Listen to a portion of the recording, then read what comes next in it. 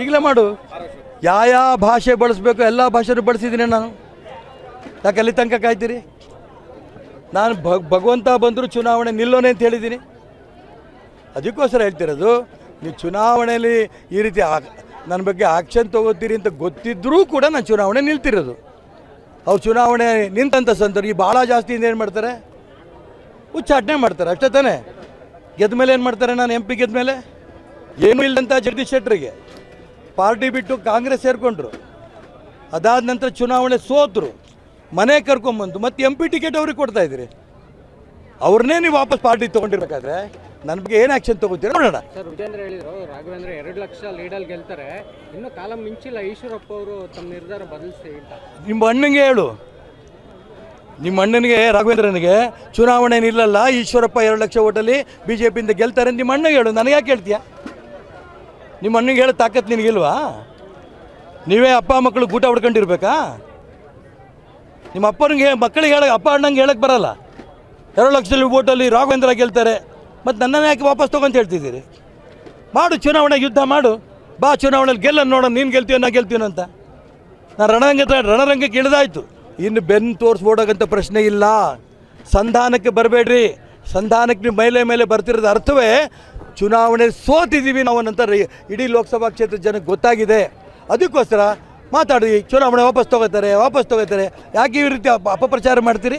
ಸ್ಪಷ್ಟವಾಗಿ ಹೇಳಿದ್ರು ಗೂಳಿಹಟ್ಟಿ ಶೇಖರ್, ಈ ರೀತಿ ಅಪಪ್ರಚಾರ ಮಾಡಬೇಡಿ. ಇನ್ಯಾವ ಭಾಷೆಯಲ್ಲಿ ಹೇಳಿ ನಾನು? ಈಗಲೇ ಮಾಡು. ಯಾವ ಭಾಷೆ ಬಳಸಬೇಕು ಎಲ್ಲ ಭಾಷೆನೂ ಬಳಸಿದ್ದೀನಿ ನಾನು. ಯಾಕೆ ಅಲ್ಲಿ ತನಕ ಕಾಯ್ತೀರಿ? ನಾನು ಭಗವಂತ ಬಂದರೂ ಚುನಾವಣೆ ನಿಲ್ಲೋನೆ ಅಂತ ಹೇಳಿದ್ದೀನಿ. ಅದಕ್ಕೋಸ್ಕರ ಹೇಳ್ತಿರೋದು, ನೀವು ಚುನಾವಣೆಯಲ್ಲಿ ಈ ರೀತಿ ನನ್ನ ಬಗ್ಗೆ ಆಕ್ಷನ್ ತೊಗೋತೀರಿ ಅಂತ ಗೊತ್ತಿದ್ದರೂ ಕೂಡ ನಾನು ಚುನಾವಣೆ ನಿಲ್ತಿರೋದು. ಅವ್ರು ಚುನಾವಣೆ ನಿಂತಂಥ ಸಂದರ್ಭ ಭಾಳ ಜಾಸ್ತಿಯಿಂದ ಏನು ಮಾಡ್ತಾರೆ, ಉಚ್ಚಾಟನೆ ಮಾಡ್ತಾರೆ ಅಷ್ಟೇ ತಾನೇ. ಗೆದ್ದ ಮೇಲೆ ಏನು ಮಾಡ್ತಾರೆ, ನಾನು MP ಗೆದ್ದ ಮೇಲೆ ಏನೂ ಇಲ್ಲದಂಥ ಜಗದೀಶ್ ಶೆಟ್ಟರಿಗೆ ಪಾರ್ಟಿ ಬಿಟ್ಟು ಕಾಂಗ್ರೆಸ್ ಸೇರಿಕೊಂಡ್ರು. ಅದಾದ ನಂತರ ಚುನಾವಣೆ ಸೋತರು, ಮನೆ ಕರ್ಕೊಂಬಂದು ಮತ್ತೆ MP ಟಿಕೆಟ್ ಅವ್ರಿಗೆ ಕೊಡ್ತಾಯಿದ್ದೀರಿ. ಅವ್ರನ್ನೇ ನೀವು ವಾಪಸ್ ಪಾರ್ಟಿ ತೊಗೊಂಡಿರ್ಬೇಕಾದ್ರೆ ನನ್ನ ಬಗ್ಗೆ ಏನು ಆ್ಯಕ್ಷನ್ ತೊಗೋತೀರ ನೋಡೋಣ. ಸರ್, ವಿಜೇಂದ್ರ ಹೇಳಿದರು ರಾಘವೇಂದ್ರ 2 ಲಕ್ಷ ಲೀಡಲ್ಲಿ ಗೆಲ್ತಾರೆ, ಇನ್ನೂ ಕಾಲ ಮಿಂಚಿಲ್ಲ, ಈಶ್ವರಪ್ಪ ಅವರು ತಮ್ಮ ನಿರ್ಧಾರ ಬದಲಿಸಿ ಅಂತ.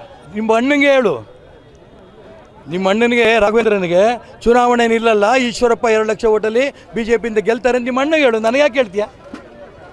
ನಿಮ್ಮ ಅಣ್ಣಗೆ ಹೇಳೋ ತಾಕತ್ತು ನಿನಗಿಲ್ವಾ? ನೀವೇ ಅಪ್ಪ ಮಕ್ಕಳು ಊಟ ಹೊಡ್ಕೊಂಡಿರ್ಬೇಕಾ? ನಿಮ್ಮ ಅಪ್ಪನಿಗೆ ಮಕ್ಕಳಿಗೆ ಅಪ್ಪ ಅಣ್ಣಂಗೆ ಹೇಳಕ್ಕೆ ಬರಲ್ಲ. 2 ಲಕ್ಷದಲ್ಲಿ ಓಟಲ್ಲಿ ರಾಘವೇಂದ್ರ ಗೆಲ್ತಾರೆ, ಮತ್ತು ನನ್ನನ್ನು ಯಾಕೆ ವಾಪಸ್ ತೊಗೊಂತ ಹೇಳ್ತಿದ್ದೀರಿ? ಮಾಡು, ಚುನಾವಣೆ ಯುದ್ಧ ಮಾಡು, ಬಾ ಚುನಾವಣೆಯಲ್ಲಿ ಗೆಲ್ಲನ್ನು ನೋಡೋಣ, ನೀನು ಗೆಲ್ತೀವೋ ನಾ ಗೆಲ್ತೀನೋ ಅಂತ. ನಾನು ರಣರಂಗಕ್ಕೆ ಇಳಿದಾಯ್ತು, ಇನ್ನು ಬೆನ್ನು ತೋರಿಸ್ಬೋಡೋಗಂಥ ಪ್ರಶ್ನೆ ಇಲ್ಲ. ಸಂಧಾನಕ್ಕೆ ಬರಬೇಡ್ರಿ. ಸಂಧಾನಕ್ಕೆ ನೀವು ಮೇಲೆ ಬರ್ತಿರೋದು ಅರ್ಥವೇ ಚುನಾವಣೆ ಸೋತಿದ್ದೀವಿ ನಾವು ಅನ್ನೋಂಥ ಇಡೀ ಲೋಕಸಭಾ ಕ್ಷೇತ್ರದ ಜನಕ್ಕೆ ಗೊತ್ತಾಗಿದೆ. ಅದಕ್ಕೋಸ್ಕರ ಮಾತಾಡಿ, ಚುನಾವಣೆ ವಾಪಸ್ ತೊಗೋತಾರೆ. ಯಾಕೆ ಈ ರೀತಿ ಅಪಪ್ರಚಾರ ಮಾಡ್ತೀರಿ? ಸ್ಪಷ್ಟವಾಗಿ ಹೇಳಿದ್ರು ಗೂಳಿಹಟ್ಟಿ ಶೇಖರ್, ಈ ರೀತಿ ಅಪಪ್ರಚಾರ ಮಾಡಬೇಡಿ. ಇನ್ಯಾವ ಭಾಷೆಯಲ್ಲಿ ಹೇಳಿ ನಾನು?